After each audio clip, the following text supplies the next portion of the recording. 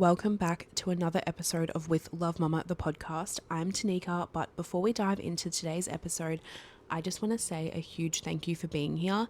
This podcast was created to feel like a safe space where women can exhale, feel seen, feel informed, and feel a little less alone in whatever season they're moving through.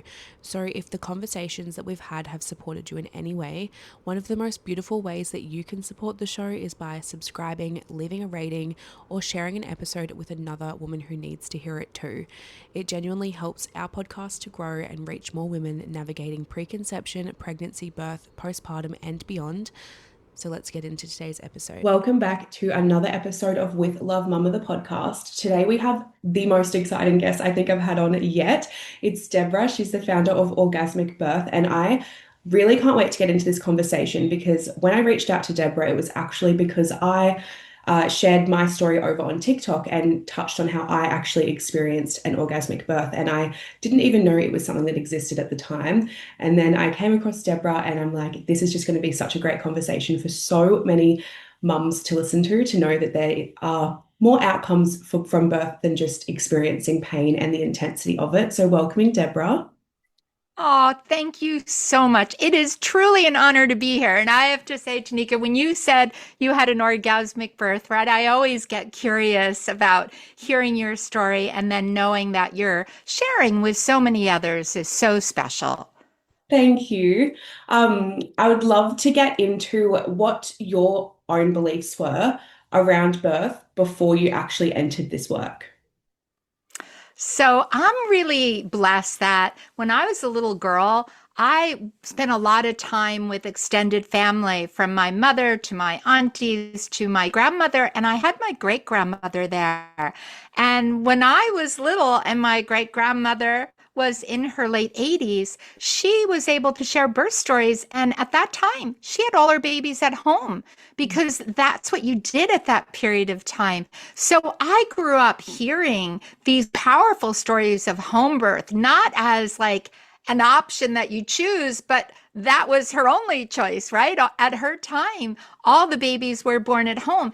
But when you're a child and you just hear that, it was just wonderful. And she never talked about pain or fear. She talked about intensity, challenge, and great joy. Like she lit up. And when I knew her as an older woman, she was more quiet. But the time that I saw her really bring joy out was when she shared what birth was like for her. So I grew up with this belief that birth was amazing, a lot of work, challenging, but incredibly joyful. And so that set me up to prepare for my own births in that way.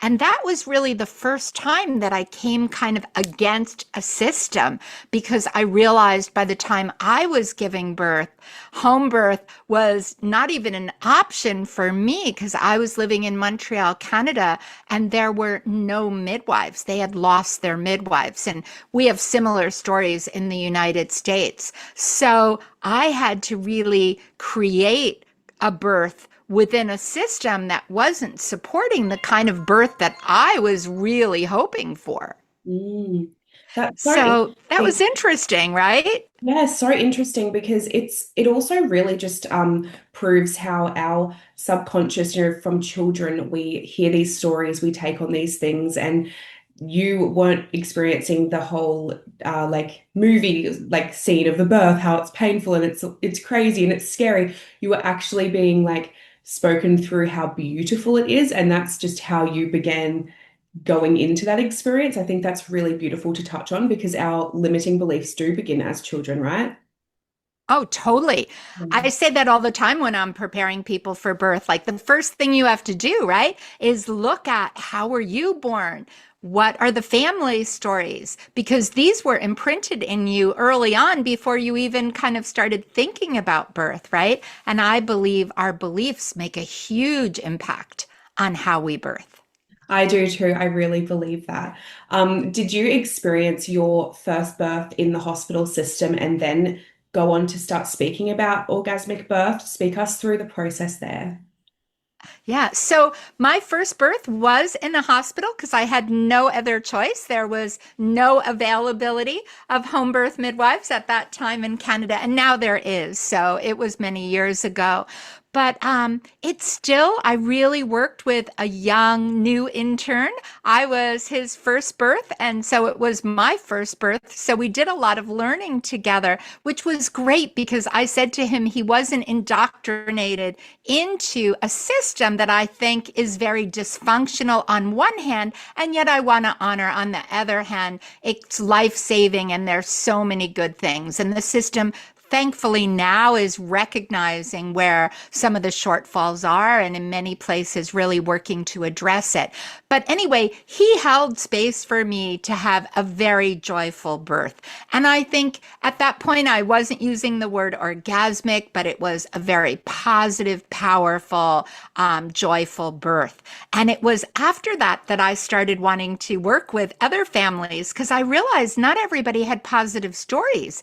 And I kept hearing all this pain and fear of pain. And I kept saying, wait a second, like that wasn't even in my mind, wasn't in my vocabulary, and it didn't manifest into my experience. So I started being an educator first. I actually went and took training.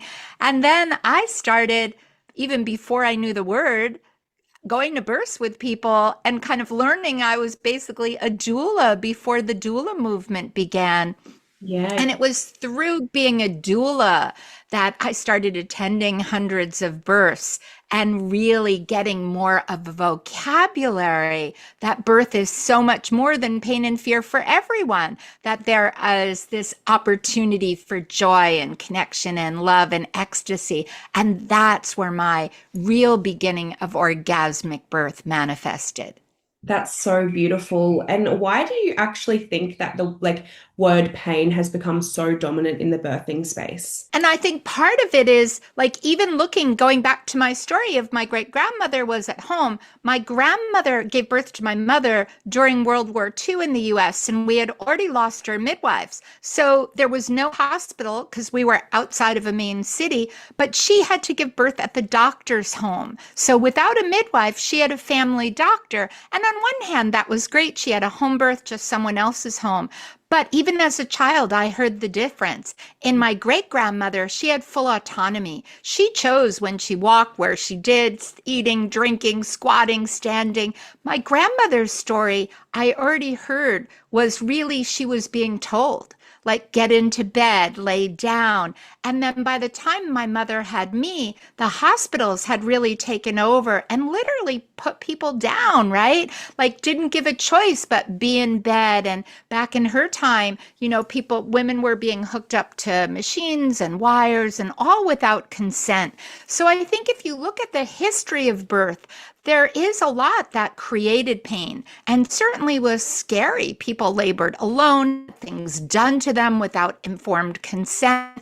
And I think some of where we are today is a legacy that's still being kind of dragged forward. We're doing better now with consent. We're doing better with people having access to information to make informed choices. But I think the stories that people have in the background are still very much loaded with fear and pain.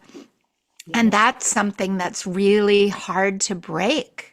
Yeah, and I completely agree with you as well. And, looking at it from even that more like spiritual, energetic side, we do carry those stories of our ancestors. So you're so right in saying that, well, yes, birth once upon a time was all about women-centered care and at home, but it very quickly changed into being quite a scary experience where women had no autonomy over their body.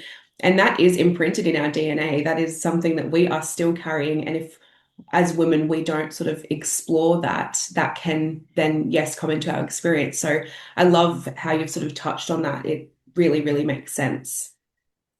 Oh, totally.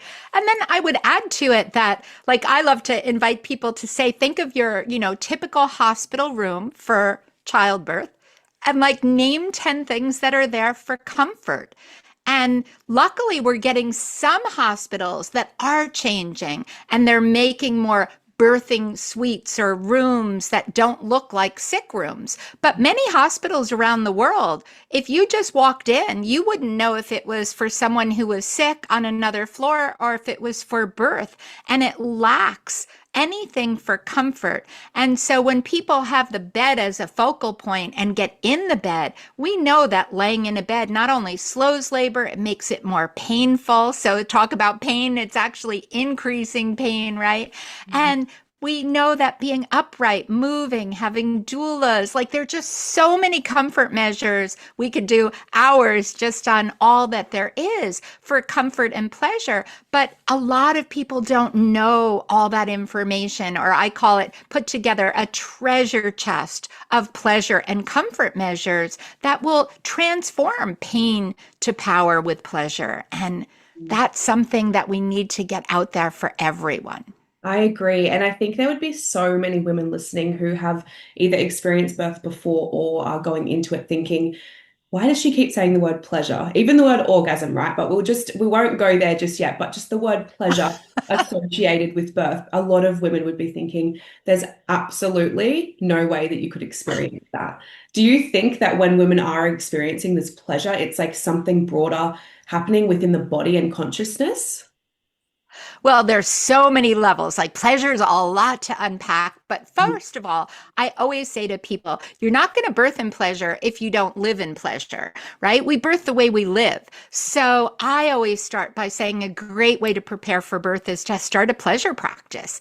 And if you've never explored that, pleasure is a really healthy aspect of finding everyday things, but pausing in the moment. It's kind of intentional. It's embodiment practice of just saying this is pleasurable and defining for yourself what pleasure is. So it can be as simple as just smelling that cup of tea or, singing your favorite song or dancing to music that you like. But sometimes it's deeper and it's touch and it's sensuality, what we see, what we hear, what we smell, what we taste, what we feel. And these are all elements that we should be preparing for birth. What brings us kind of that pleasure in birth on that? And then the second aspect to it is that a lot of things that are pleasurable that we often work with people to bring to birth are also what I call oxytocin enhancers. They are things that bring up your hormones. And oxytocin, the hormone of love, has to come to the highest point of your life and your baby's life in the moment after birth. So the more we can do things that make us feel good, that stimulate that oxytocin system, not only are they going to help labor to go quicker and easier, but it also is a pain reliever. And that's where orgasm comes in. When you have an orgasm, it's a peak release of oxytocin. And so we know that orgasm actually is a huge pain reliever. There have been incredible studies about this in just life in general, but we're getting more studies in birth. So I kind of call it the female anatomy of pleasure, which is the clitoral complex, which is understanding how those nerve endings run through kind of the labia, the pelvic floor into the vagina. And I'm not saying everyone should have an orgasm, nor would I want that to be a performance standard on your birth preferences or birth plan. But I think we need to know that many more women are having expansive waves that some call a birthgasm, some just call the most expansive waves of pleasure they've ever felt. But many people are feeling things that they're not telling anyone about because there's so much shame in our cultures around sexuality, around female anatomy of pleasure, around orgasm, and around birth. And so when you take kind of all the different things and taboos we have in childbirth and then the taboos of sexuality and you put them together, we've really created a lot of silence, not only for women themselves who don't feel kind of safe to share. I've had many women say they didn't even tell their partner, they didn't tell their best friend, they certainly didn't tell their mother, and they never tapped their midwife or doctor on the shoulder to say, I'm feeling pleasure. So it is what we call the best kept secret for many, many reasons. But that's why I appreciate you talking about it, because it shouldn't be a secret. It's part of an anatomy of pleasure that's there for every woman to experience birth in different ways, not only to create ease, but to greatly reduce pain.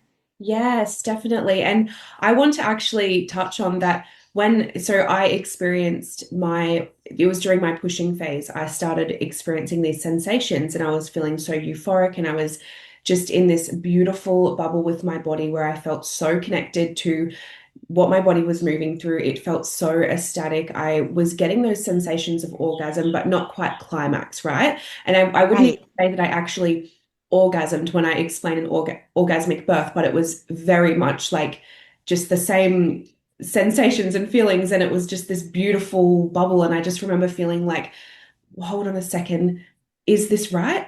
Like that piece around like, even though I'd done a lot of inner belief work, it was still that piece around, but hold on, how am I just breathing my baby out and enjoying this? And this feels really good and I'm feeling no pain.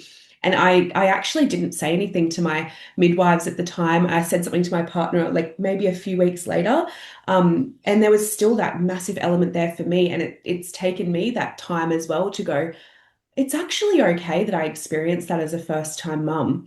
But I completely agree with you that it's such a taboo topic in itself. And then birth is such a taboo topic. And combining those two things, it's like, wait, is this like actually something that we can experience and we can speak about woman to woman and we can spread awareness around that?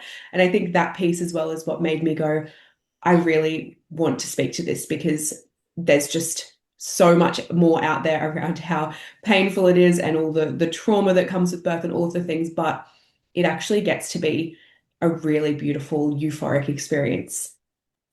Yeah. And I so appreciate that you're speaking up, right? We need the stories to come out. And then I also want to say to everyone that if you've had a painful, challenging, or traumatic birth, we hear you too, right? And so everyone's birth story has real value. And many people that have an orgasmic birth, have also had huge moments of pain before that they might have called it. So it's not that it's always devoid of challenge or intensity or pain or whatever someone's language is. It's that there are these moments that are euphoric as well. And one thing, and for you, it would be interesting, and for everyone listening, I always say to everyone, write your own definition of orgasmic birth. Don't ever put anybody else's on yours, that you don't have to live up to some other thing. And I think when people write their own definition of what that is, then they're more likely to achieve it. And just to share, kind of many people who write their definition, orgasm's not included in it at all. It's more peak experiences, it's more connection, it's being really one and with their body and their baby. It might involve, more connection to a partner, um, any person that's there, family members. So there's so many ways to experience birth with power, with pleasure, with connection, with love. For me, that's all orgasmic. Yeah. It's really creating a new language that honors there can be pain and challenge, but that birth holds so much more, and there's so many other opportunities available too. Yeah, and I love how you've really made I love how you've really made it aware that it's not something you so much achieve, it's something you allow, and it's just your own definition. It doesn't have to be anything like any other woman has experienced. And I guess that even just comes into birth itself, right? We don't have to be living up to any expectations at all. It's very much in how you feel in your body and in your experience is what trumps anything else that anyone can sort of tell you or anything like that. Do you think that a woman who has previously experienced a traumatic birth or a birth that didn't go the way that she desired and she might be going into her second birth feeling quite scared, do you think that an orgasmic birth is something that she could achieve or A allow? 100%. 100%. And I want to say that birth has an amazing healing capability.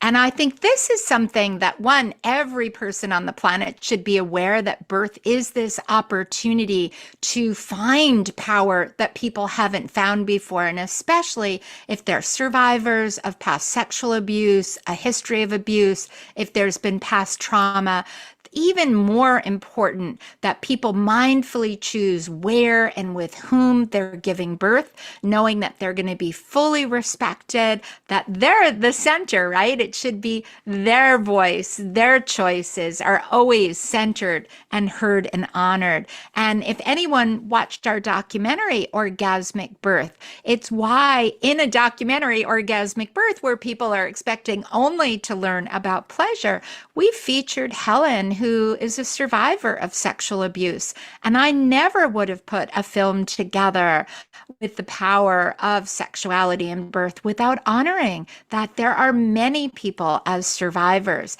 And what's so powerful about her story and thousands of others whose stories I feel honored people have shared with me is that when they did choose, and she did, the right place, the right providers, and felt really honored and respected, she beautifully talks about how she reclaimed her body. And she even has this line in there that in the middle of labor, this wise woman kind of entered her body and she got in touch with elements that she had cut off before because of the abuse and the trauma. She had numbed them out.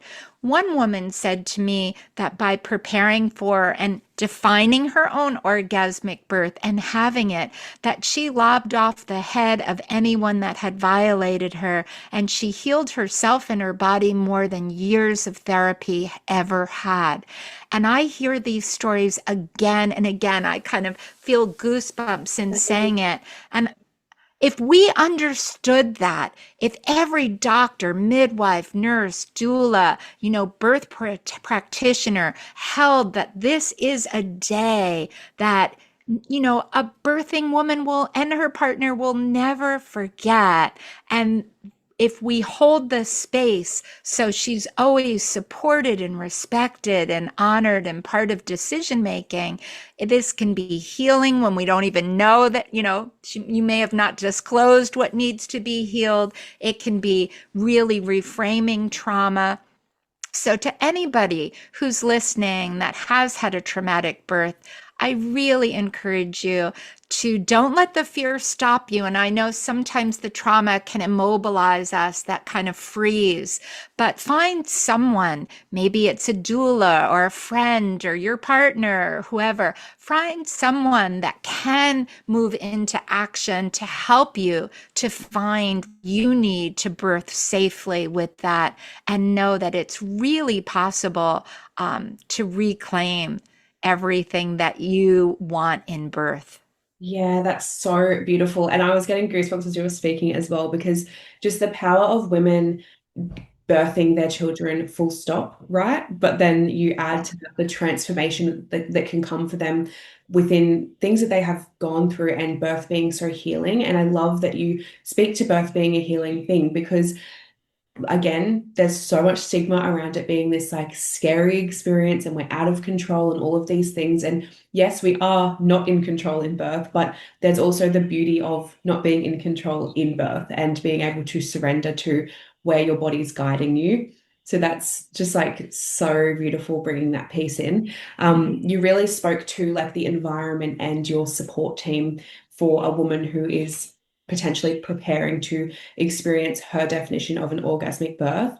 Is there anything else that you would recommend for a woman to prepare in pregnancy? Well, one, all those comfort and pleasure things I think are really essential because, the room we walk into guides us. And so one, I would encourage you to find a room that is more open and that there are 10 things for comfort that you visibly see, from birth balls and peanut balls. And I don't know if you see the cub comfortable upright birth, and material and slings and ropes and showers and tubs, but I think birth space space where people most likely really feel free to express themselves are spaces that kind of look like an adult playground, right? They have all these available of comfort measures. And certainly in your own home, you create that space because in your home, you feel comfortable to move and squat and lean and eat and drink. But when we're going out to another place, we want to find a place that is that inviting. And if it's not, and trust me, as a doula, a lot of times I go into a hospital and I say to my clients, that hospital bed is gymnastic equipment. We're going to hang on it and squat on it and lean on it.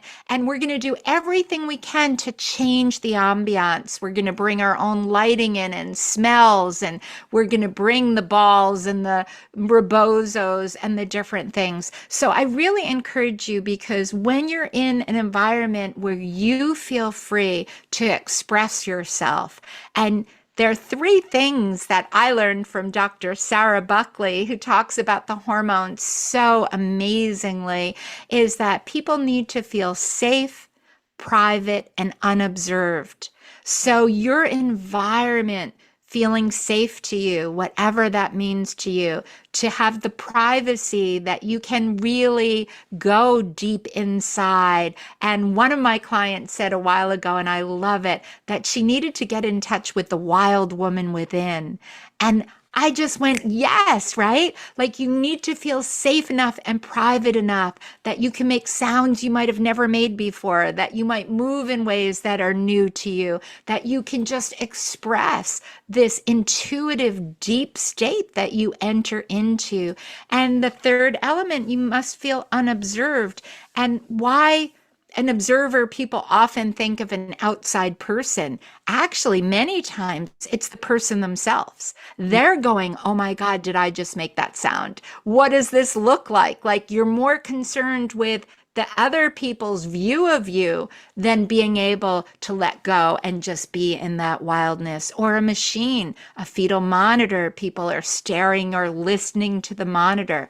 So really putting an effort in, if you are pregnant, to think about what safety, privacy, and unobserved means to you, to think about how can you change the space to be fully supporting you in like a free way, and to have a lot of tools, but I would practice with them. I would learn there are a lot of other techniques, acupressure and other things that really support moving from, more challenge to comfort. I also would love to ask, like, if there's a woman who, for example, this is something for her to pull on when she's in the birthing space. She's recognizing that she is in that space of looking at the clock, looking at the machine, observing herself, all of those things that can totally happen. It doesn't matter all the preparation you can do, that can totally happen. What would you say to her in that moment?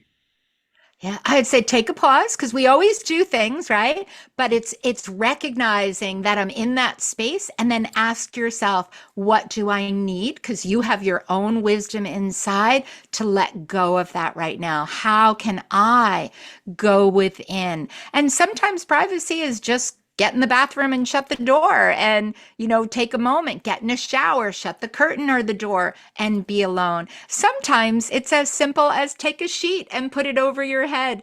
Sometimes children, I love it when they put a sheet over their head, right? And they think they made everybody disappear. But even though we know as adults we didn't make them disappear, it is something amazing to give yourself a moment without anyone looking at you or you looking at them, to kind of recenter yourself. I think everybody has that wisdom to ask themselves, what do you need to find that space for yourself? Yeah, that's such beautiful advice. And do you believe that a woman wanting to achieve a orgasmic birth would have to tell her care team and her partner and everyone who's involved in her birth? Or do you think it's something that she could work on her own? What is your take on that? Especially around it being not wanting it to feel shameful, but potentially a woman's like, I really want to experience this, but I feel really weird or I feel really woo-woo if I want to experience this in birth. What would you say to her?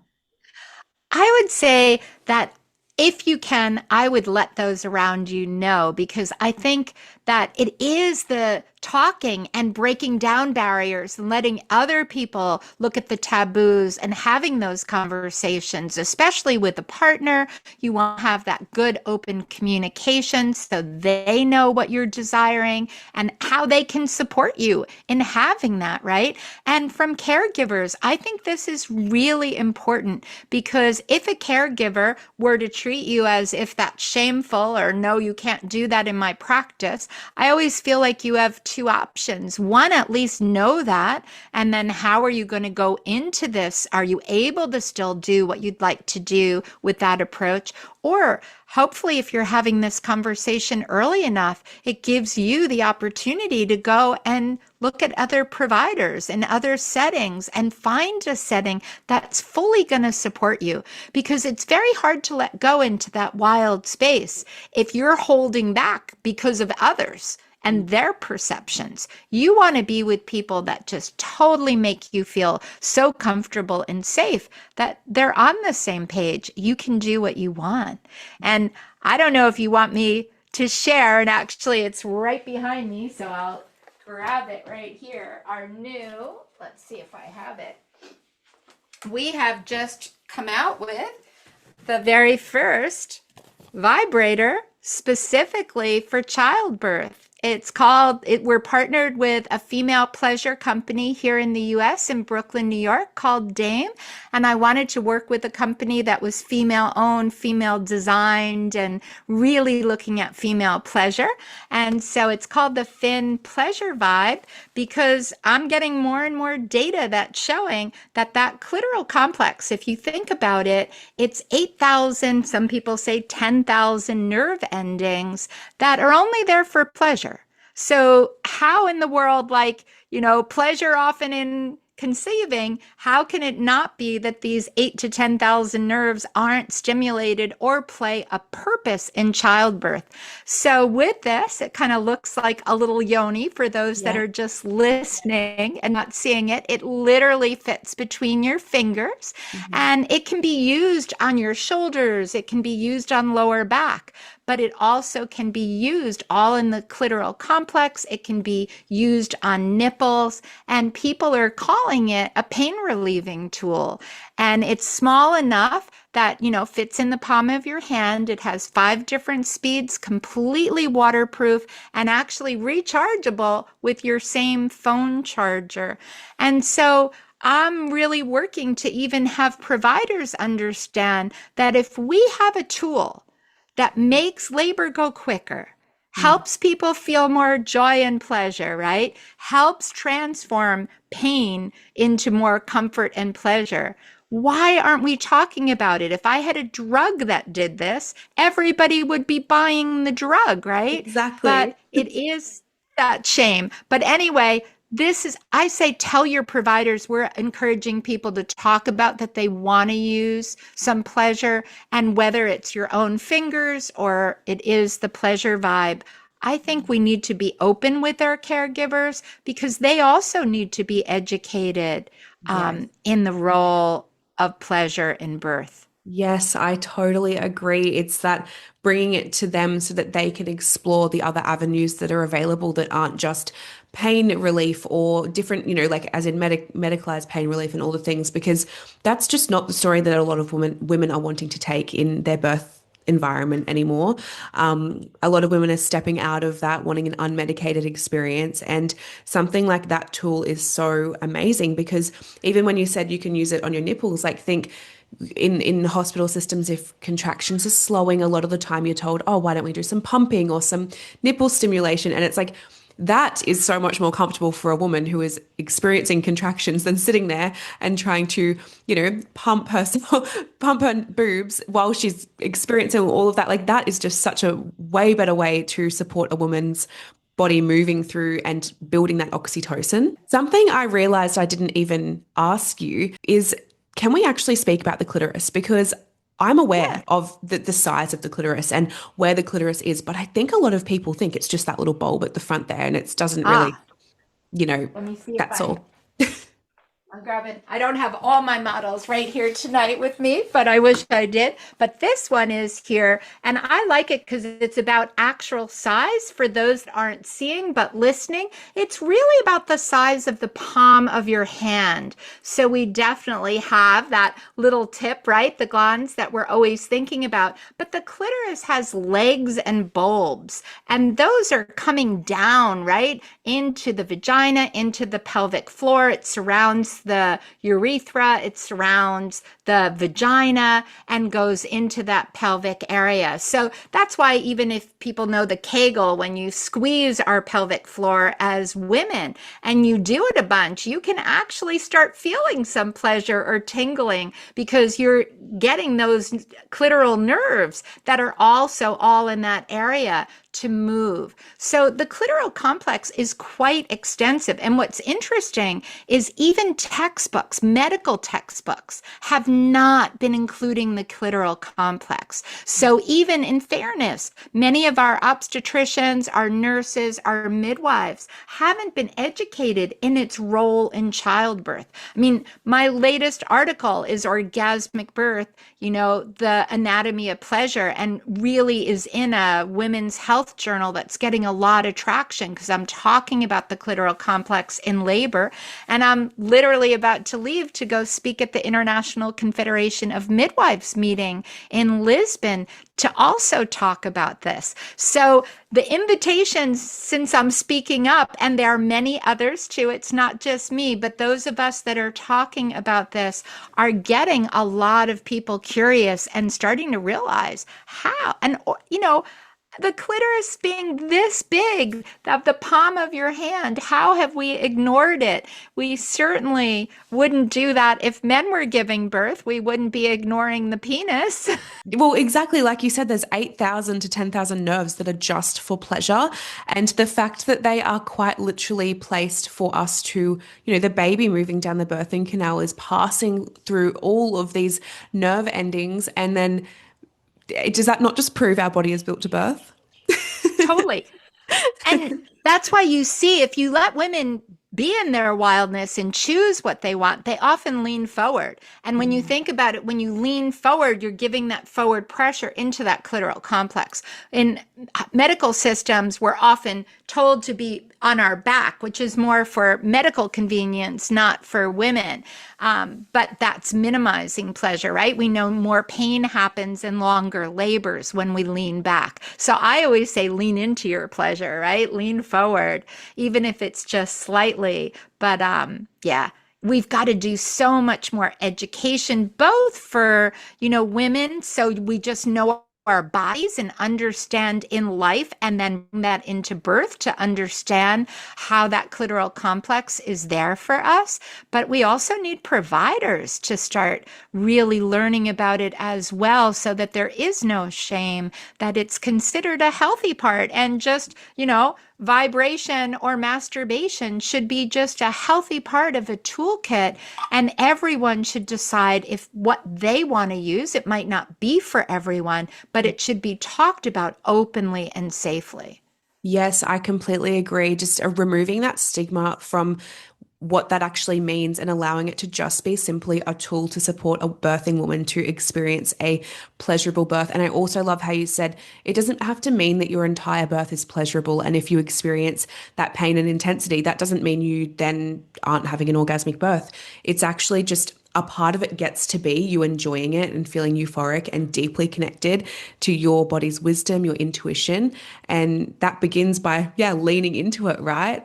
I've loved everything that you have brought to this podcast today. I think it's been so educational and really great for women who, one, don't even know that this is an option, right? Because you go into your hospital appointment and you're just basically set up for it's going to be long, it's going to be hard, you can get an epidural, XYZ, right? That's really how those appointments go for the most part. But there is so much more out there. And I just love how you're spreading so much awareness around this, as well as other practitioners, to try and create this to be normal, because it is normal. Our body is designed to feel this. As you just explained, the clitoris is literally the size of our hand, which is like the palm of our hand, which is huge, but that is completely bypassed in any birth education.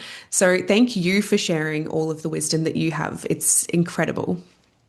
Oh, thank you so much for inviting me here today. And I'm wishing you a joyful, pleasurable, and orgasmic birth. So I really will be thinking about you in a month's time or whenever your babe decides it's ready. Thank you so much. I'm really looking forward to this second birthing experience and yeah, seeing now that I'm actually aware of this whole concept of experiencing pleasure in birth. I think it'll be interesting to see because I went into that first one, I went in prepared and, did all of the things like connecting to my body and trying to be really like doing all the oxytocin things, like living a pleasurable life, I guess. But I didn't go Right. into it with that being a goal or something to achieve, yet I still experienced that. So it will be interesting to see going into my second experience where, with this extra wisdom I have, where that my body will guide me. Yes, and it will guide you. Mm. And I so appreciate it. And I just want to shout out to anybody that's here and you want to see our film or learn more, go to orgasmicbirth.com.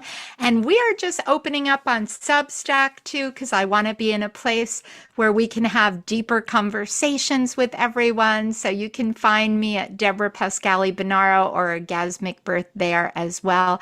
And for everyone listening who might be expecting, I wish you also joyful, pleasurable, and orgasmic bursts. And always love to hear if you post anything, tag us. We're Orgasmic Birth on every platform.